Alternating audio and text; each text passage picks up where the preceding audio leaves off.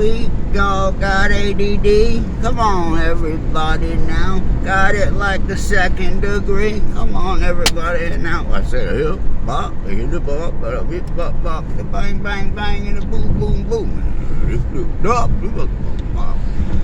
Hello, ADD fam. We are ADD family. Come on, everybody now. With me. If you didn't come here for free, come on, Richard, now. Ooh, bop, beep, bop, beep, bop, bang, bang, bang. It don't stop. So, for today's braggadocious, I try not to brag, but I feel compelled to tell the truth, the good, the bad, the ugly. So let me tell some of the good, bad, and the ugly. Depends how you look at it. So, side note, I recollecting back to my days. What you wanted to say?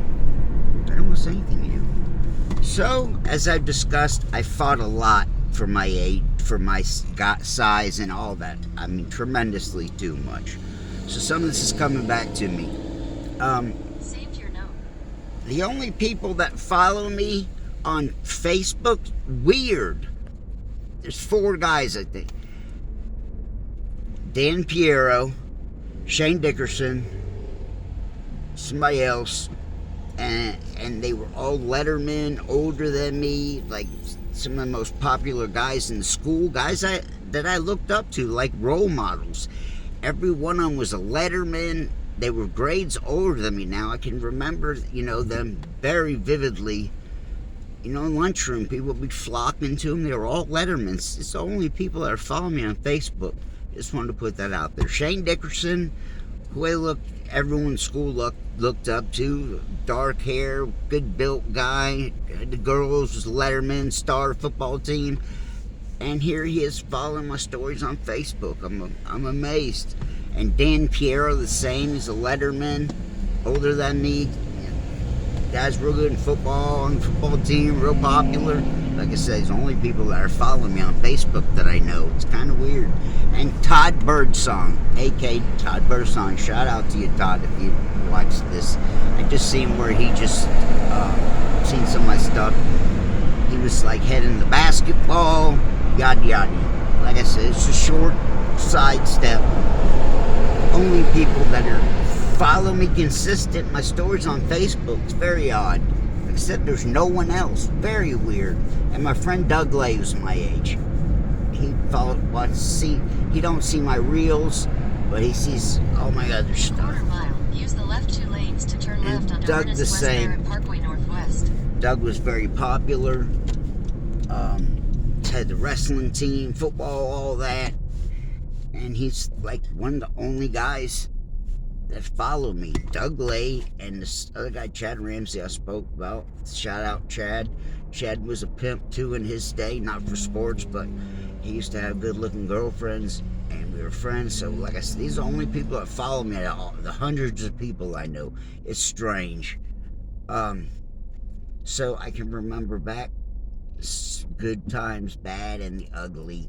2 times in particular I can remember. So I was all the time being picked on, as I discussed, and I was starting to, lash back out. So we're in PE one day. We're in the gym playing basketball. And there was this guy, I think his name was Donald Kirk, something like that. Part of it might be right, half might all be right, I don't remember.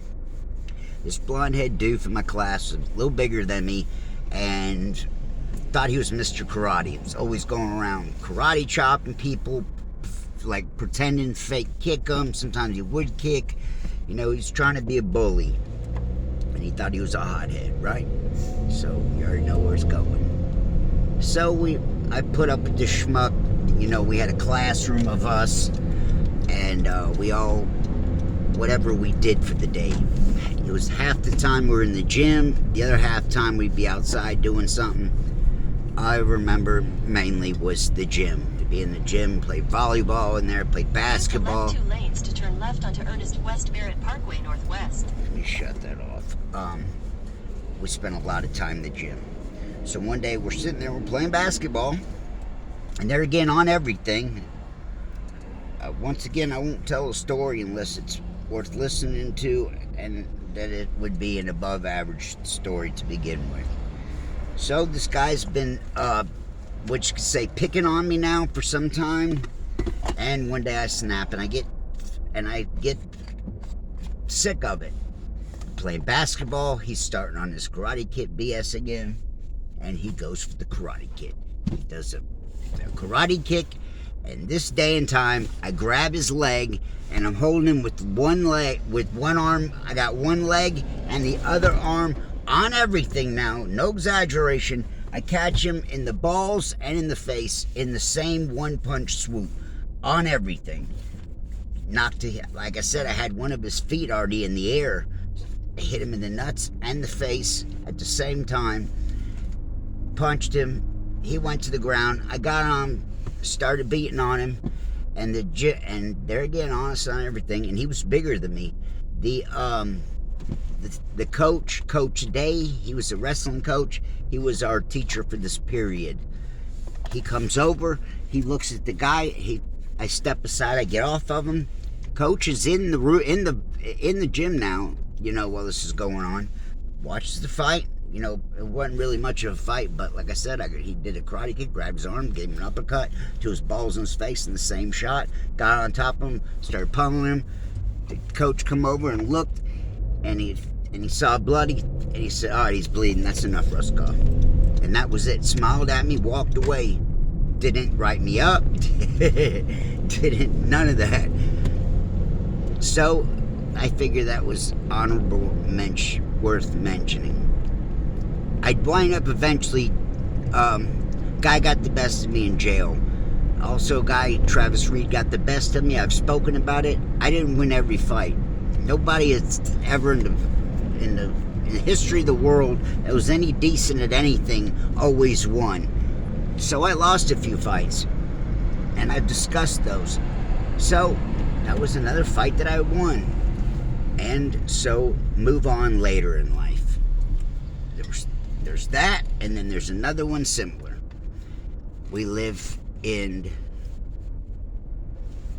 these apartment complexes, and my brother-in-law's TJ, my wife's brother, he's coming around now. He'll come over to our place, right? He's driving around the neighborhood, and I don't know exactly what happens. Maybe he was walking around the neighborhood. Yeah, okay, he was walking around the neighborhood, and these Mexicans came and did something. Pretend like they were going to hit him, did hit him. I don't remember 100%. I want to say they hit him, okay? He comes in, he tells me, TJ's bigger than me. Let me begin. He could whoop my ass, okay? So TJ comes in, he tells us what happened. These Mexicans hit him, drive him crazy, riding around the apartment complex, acting stupid. So what do you think happens? Yes, of course. Here comes Mike and TJ coming down the road, and we go over to their place where the Mexicans are.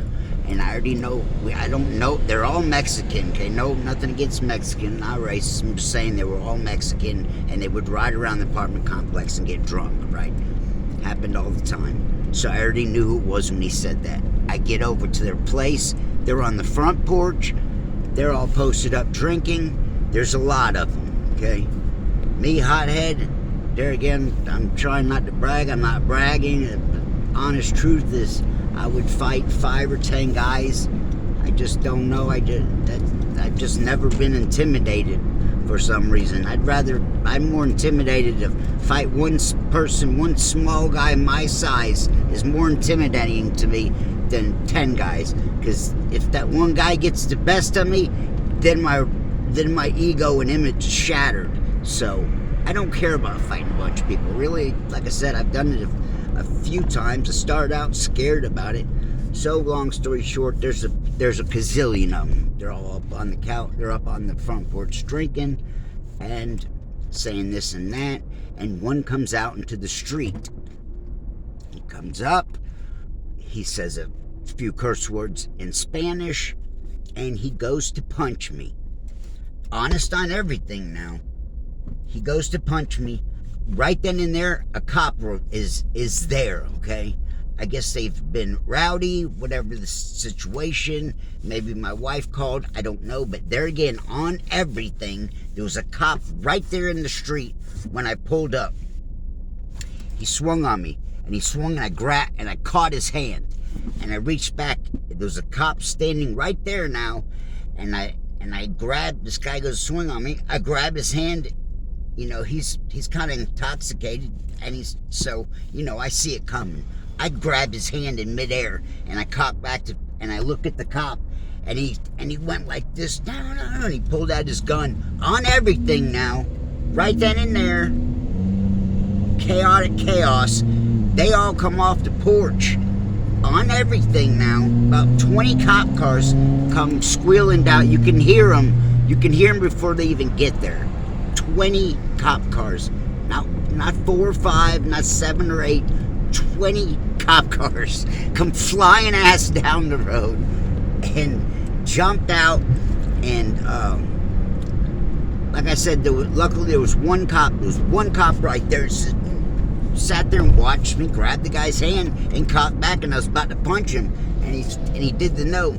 If he would have turned and given me a signal at all that I was cool, I'd have punched him. Like I said, as soon as I looked at him, cocked back, he went to hell. No, he got nervous, and so I didn't punch him, so I stood back, and then the Mexican came at me again, and then the cop came over, and that was it. And I stood back, and right, like I said, you could hear these sirens coming for days, 20 cop cars come down like a single file line, and all are pulling over, and it literally looked like I said, another one of these scenes that you see in the movies and shit. Literally, it was 20 cop cars. The whole street was nothing but cops, and they didn't do nothing to me, and they scooted me aside, and they went and they all got out and chased after them. Mexicans, no exaggeration, no funny, no racial.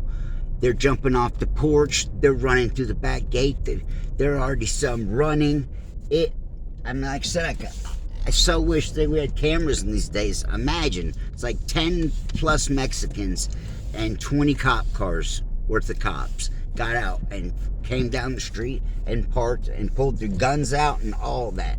I've had cops and guns a few times, so most people wouldn't know this either. So yeah, all that transpired. Those were two, like I said, kind of acrobatic times that I did some wacky shit. So what we're talking about, cops and guns. I lived in this house. Most people won't know this. I lived in this house with 3 other guys. So it's 4 of us that live in a house. One of the guys, this guy Patrick, used to go out to the bars on the weekend and get in fights. Literally get in fights every weekend. His dad was the manager at this place, Flashers, a strip joint. Patrick's dad was the manager of that place many, many years. So the norm and the mom wasn't around. So the norm for Patrick, was drinking and cocaine and loose women. He's all the time going out and getting fights. So he had this one girlfriend, Carrie, and Carrie introduced me to Becky. Becky's the crazy psychopath that I met my wife through. Me, Christy, and we're all sitting. Me, Becky, Chrissy, and whatever her name was, and Patrick are sitting there in the living room drinking some beer. I got a quarter-pound of weed and I got a pipe on the table. Knock. Oh crap! My girl at the time takes my pipe, sticks it up in her. I run, and excuse me, I didn't even get to run. They've seen us through the living room. They're staring in through and we didn't know. Knock. You can already see. We know he's in there. I stalled him. I said, no, this ain't my house. I can't let you in. Some time went by, and by this time there was more cops and more cops and more cops, and there was a door from my bedroom to outside. I thought Patrick went and got out the back door and gone, right, and taken off. No, his dumb ass stayed in the house. By the time a million cops came and they finally were coming in, because I stalled them for a minute, tell them, no, this ain't my house, I can't give you permission, you can't come in. It took them a minute. I sat outside, smoked a cigarette with them, And this whole time, this dumbass is in my bedroom with a quarter-pound of weed in my closet. Right? Got all these cops in my house. I got a quarter-pound of dope in the freaking house. Craziness. So finally, they come in and they search the house. And no, excuse me, it wasn't I think it was the bathroom. It was the bathroom door. And they had me and this guy Doug. Doug was our boss. He lived with us.